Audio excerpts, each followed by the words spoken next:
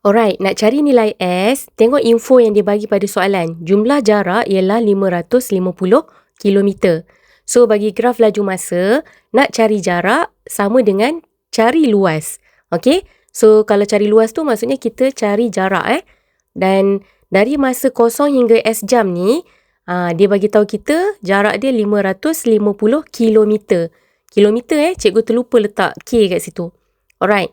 Jadi, dari kosong hingga S jam, kalau kita tengok, bentuk yang ada dekat sini, dia bentuk trapezium. Okay? So, sekarang ni kita kena cari luas trapezium. Alright, dan kita tahu luas trapezium, formula dia adalah 1/2 darab dengan hasil tambah sisi selari, darab dengan tinggi. So, sisi selari ada dekat atas ni, dan dekat bawah ni, dari kosong hingga S. Dia selari lah. Kalau dua sisi lagi tu tak selari, kan? Jadi, untuk sisi yang atas tu, dia punya nilai dia adalah 3/2 sama dengan 1. Okay? Dan untuk sisi yang di bawahnya, dari kosong hingga S, okay, nilainya S lah. Okay? Sebab sampai S kan?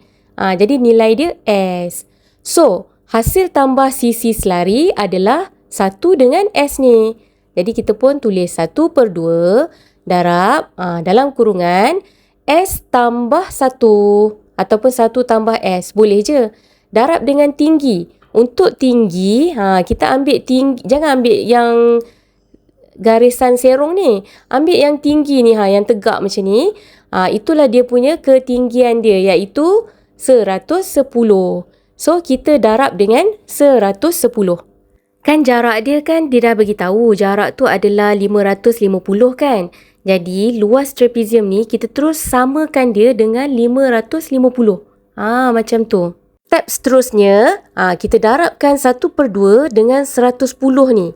Okay, so kita akan dapat 55 darab dengan S tambah 1. Okay, samakan dengan 550, salin balik yang atas. Kita kan nak cari S kan?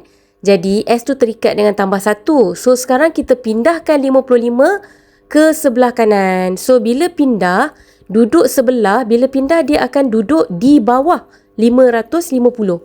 So, 550 per dengan 55. Selesaikan 550 bagi 55 tu, kita akan dapat 10. So, S tambah 1 sama dengan 10. Seterusnya, nak cari S, maka 1 tu kita pindahkan dia ke sebelah kanan. So, bila pindah, tambah 1 akan jadi tolak 1. So, S sama dengan 10 tolak 1, maka S sama dengan 9. Jadi, jawapan S adalah 9.